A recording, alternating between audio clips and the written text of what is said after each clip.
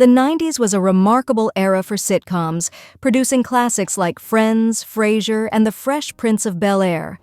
These shows provided laughter and a sense of comfort through their memorable characters and amusing escapades. However, beyond the screen, the real lives of the actors were filled with ups and downs. Despite efforts to keep their personal problems private, the celebrity status of these 90s sitcom stars meant that their secrets, including arrests, serious crimes, and peculiar behavior, inevitably became public discussion points.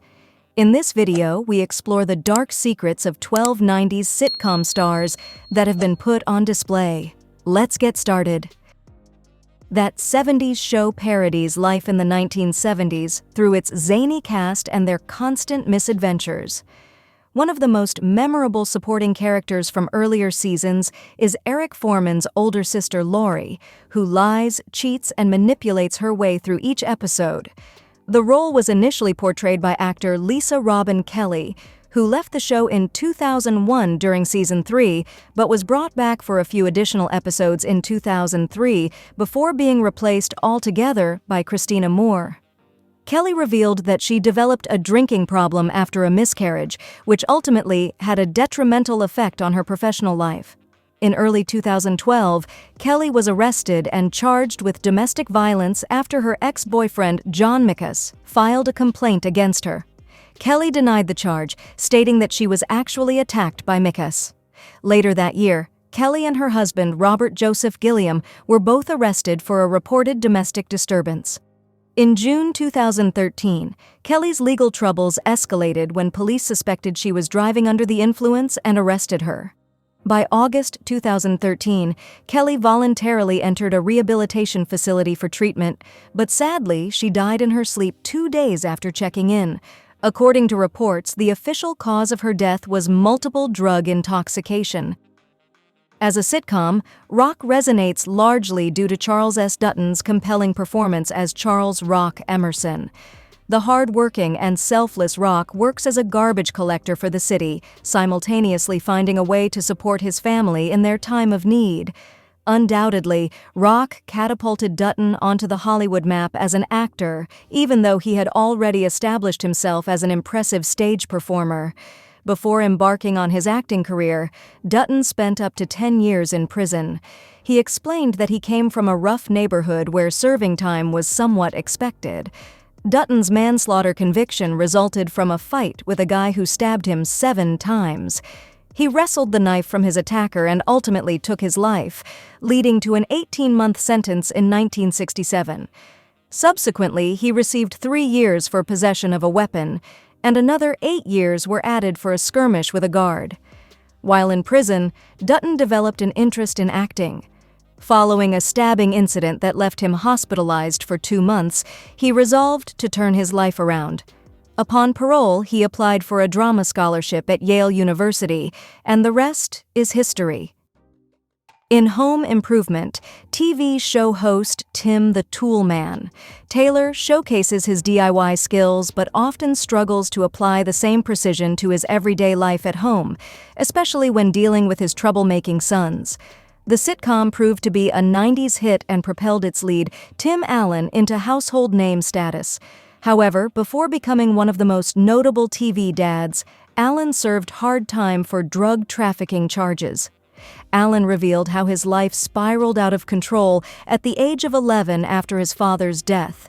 Eventually, all his misconduct caught up with him in 1978 when he was arrested for having drugs stashed inside his luggage. Allen explained that he and his attorney didn't anticipate a severe punishment, so he pled guilty to drug trafficking charges. In the end, he served 2 years and 4 months in prison. Reflecting on his experience, Allen said that when he went to jail, reality hit so hard that it took away his breath, stance, and strength. His ego had run off. His ego was his biggest coward. As a young actor in the 90s, Amanda Bynes captured the public's heart and attention with her comedic skills on sitcoms like All That and The Amanda Show. Talented and possessing an affable personality, the world seemed to be her oyster, and everyone anticipated her ascent to superstardom in adulthood. A series of high-profile roles in the mid-2000s indicated that she was on the right path. However, in 2010, she announced a hiatus from acting. Not long afterward, she began displaying eccentric behavior that attracted the wrong kind of publicity. While most people are aware of the infamous posts she made on X, formerly known as Twitter, Bynes faced multiple arrests in 2012. She was formally charged with 2 hit-and-run incidents and accused of others, including an incident involving a police vehicle and driving under the influence. Later, Bynes reached a settlement with 2 of the parties. Her behavior continued to grow more peculiar, culminating in an involuntary psychiatric hold in July 2013 after she set someone's driveway on fire. Jeffrey Tambour has had a storied career in Hollywood, featuring in a plethora of high-profile films and television shows. In the 90s, he had a particularly memorable run as the egomaniac Harry Kingsley on The Larry Sanders Show. However, Tambour's reputation in the entertainment industry suffered a major blow after worrisome allegations about his behavior came to light in 2017. Trace Lysette, who played Shay in Transparent alongside Tambour, accused the actor of sexual harassment and assault. Discussing an incident, Lysette told The Hollywood Reporter, "Tambour came in close, put his bare feet on top of mine so I could not move, leaned his body against me, and began quick, discreet thrusts back and forth against my body." Lysette was the second person to come forward with allegations about Tambour's misconduct during production. Amazon Studios conducted an internal investigation and decided to fire Tambour from the show thereafter. However, the actor denied the accusations leveled against him. As the eldest of the Taylor boys in Home Improvement, Brad joined his brothers in getting into all sorts of trouble on the sitcom. The role proved to be a significant breakthrough for actor Zachary Ty Bryan, utilizing his goodwill and popularity from the show to secure parts in other movies and shows, such as The Guardians of Justice and The Fast and the Furious, Tokyo Drift. Like his Home Improvement co-star and on-screen father, Tim Allen, Bryan found himself in trouble with the law in 2020 when he was arrested in Eugene, Oregon. According to the authorities, the police were called after an incident between Bryan and his girlfriend turned violent. Reports claimed that Bryan assaulted and strangled his partner, while also preventing her from phoning emergency services. In 2021, Bryan pled guilty to 2 charges: menacing, constituting domestic violence, and assault in the 4th degree, constituting domestic violence, as per Lane County Assistant District Attorney Alex Pierce's statement. Consequently, he received 3 years of probation, which also meant attending a program for domestic violence offenders and ceasing all contact with his partner. It's safe to say that most people can hear Brad Garrett before they see him.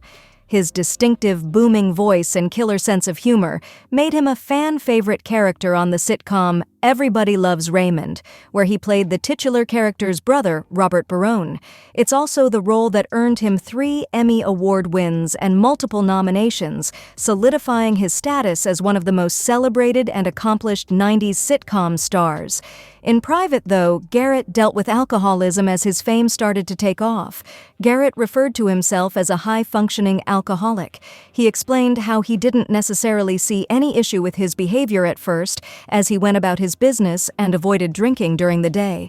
However, as Everybody Loves Raymond took off, he understood the need to make necessary changes to his lifestyle. It was just a realization that he probably wasn't going to make it. In the 90s, Martin Lawrence dazzled as a comedic actor in films such as Bad Boys and Blue Streak.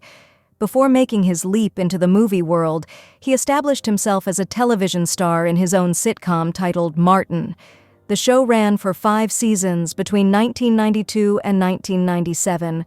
However, the grand finale almost didn't happen after Lawrence's co-star, Tisha Campbell, who played his wife Gina, filed a lawsuit against the actor in early 1997, claiming sexual harassment and volatile working conditions. Campbell alleged that Lawrence pestered her for dates and would often display aggressive and temperamental behavior on set, which he would take out on her in various ways. It reached the point where she could no longer work with him and feared for her own safety. Through a statement, Lawrence denied the allegations, stating he was being used as a scapegoat in a contractual dispute between Campbell and the production company. Campbell denied this claim. The lawsuit was settled between the parties, and Campbell returned to film the remaining 2 episodes of Season 5 of Martin. For 5 seasons, Mark Curry tickled the funny bone and created special moments as the ex-basketball player turned teacher Mark Cooper in Hanging with Mr. Cooper. The beloved comedian also made appearances in other popular sitcoms of the time, including Martin and The Jamie Foxx Show. In 2006, however, Curry experienced a serious accident in his home that no one could have predicted. An aerosol can exploded and started a fire, causing second-degree burns on almost 20% of his body.